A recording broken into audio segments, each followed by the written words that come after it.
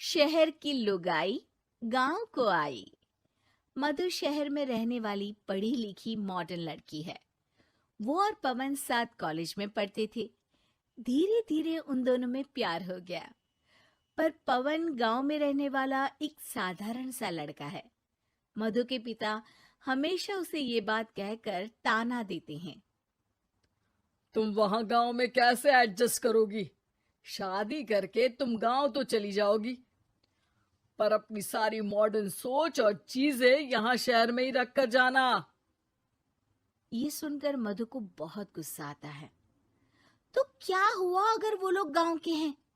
मैं वहां जाकर उस घर को बिल्कुल शहर की तरह बना दूंगी। शाम होते ही मधु पवन को वीडियो कॉल करती है। अच्छा हुआ तुमने वीडियो कॉल कर लिया। हाँ, मैं तुम्हें आज अपनी माँ से मिलाता हूँ। अरे बिट्टू, क्या कर रहा है? ये क्या है? दूर करना इस टुनटुने को। जाने कौन दिख रहा है इसमें तो। अरे माँ, आपकी बहू का वीडियो कॉल है। आप इसमें अपनी बहू से आमने सामने बात कर सकती हैं। नमस्ते माँ जी, कैसी हैं आप? अरे जेका, ये बहू ने अपने कानों में क्या लगाया है? जो कैसे झुमके हैं? झुमके नहीं माँ जी, इन्हें ईयरफोन्स कहते हैं। इससे सामने वाले की आवाज और अच्छे से आती है। मैं आपको भी ला कर दूंगी। अरे नहीं नहीं, हमें नहीं ना चाहिए। हमारे कान बिल्कुल ठीक है। हाँ। माँ जी की ये बातें सुनकर मधु को अपने पिता की बातें याद आ जाती है और वो उसी वक्त ये ठान लेती है कि वो अपने ससुराल को एकदम मॉडर्न ससुराल बनाकर रहेगी। कुछ दिन बीत जाते हैं। पवन और मधु की शादी हो चुकी है। आज मधु का अपने ससुराल में पहला दिन है। माँ जी, मैं आपके लिए एक तोहफा लाई हूँ। अरे इतना बड़ा तोहफा! अरे क्या लाई है रे इस बड़े से बक्से में? मधु बॉक्स खोलती है। ये क्या है? ये वैक्यूम क्लीनर है। मैंने आपको झाड़ू लगाते हुए देखा तो सोचा अब आपका काम आसान हो जाएगा। अरे वाह बहू वाह, तूने मुझे झाड़ू लगाते हुए देखा तो तू मेरा हाथ से झाड़ू लेकर खुद भी तो लगा सकती थी ना।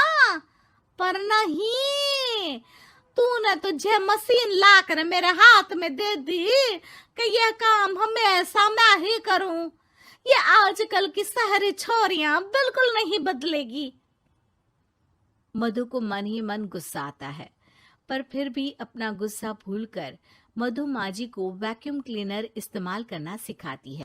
अगले दिन मधु सुबह उठती है तो ये आंगन में से कैसी आवाजें आ रही हैं? मधु दौड़ती दौड़ती आंगन में जाती है और देखते ही चौंक जाती है। अरे माँ जी, ये आप क्या कर रही हैं? और वो कहा है ना, सुबह मैं जब कुएं से पानी निकाल रही थी तो मेरे कान की बाली उसमें गिर गई थी।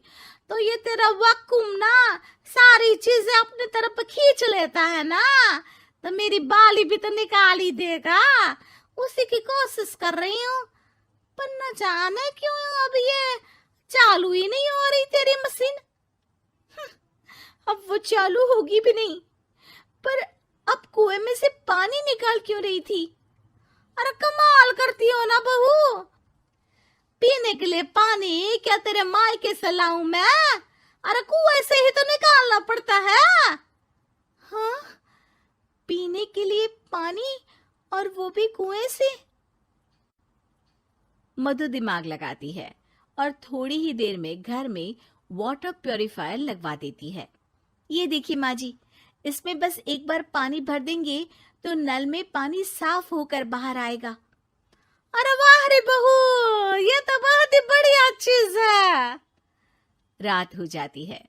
मधु जैसे ही प्यूरिफायर का नल चालू करती है तो वो अचानक से फट जाता है और सब जगह पानी पानी हो जाता है। अरे ये क्या हुआ? ये क्या हो गया? मैंने तो बस इसमें उबला हुआ पानी डाला था, ये इतनी जल्दी खराब हो गया। अरे ये सारी शहर मेरी चीजें सब ऐसी ही होती है कबूरी।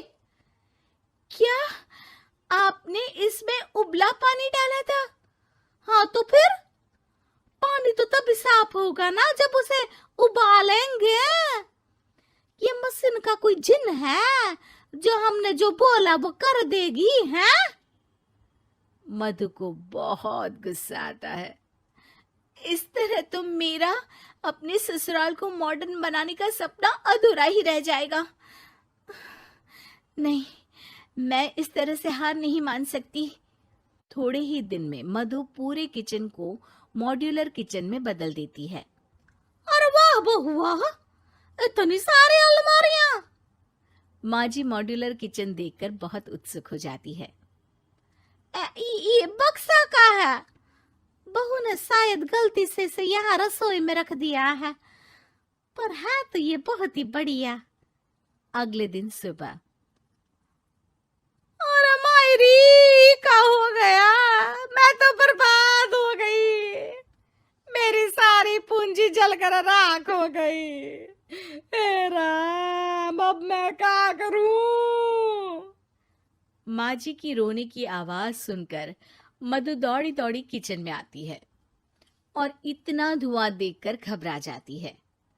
ये सब कैसे हुआ माँ जी? ये आग कैसे लगी? ये सब तेरा इस मॉड्यूलर किचन की वजह से हुआ है, और ऊपर से तूने तिजोरी जो रसोई में रख दी थी, मैंने जैसे ही अपने गहने और पैसे इसमें रखे और बाहर से इस ताले को घुमाया, ये तो 5 मिनट में ही आग बबूला होकर फट गया। अरे माँ जी, ये तिजोरी नहीं है, ये तो माइक्रोवेव है। इसमें गहने नहीं रखते, खाना गर्म करने के लिए होता है ये। और ये जो आपने घुमाया ना, ये ताला नहीं है, आपने इसके टेम्परेचर को फुल कर दिया, इसलिए ये फट गया। माँ जी और जोर जोर से रोने लगती है।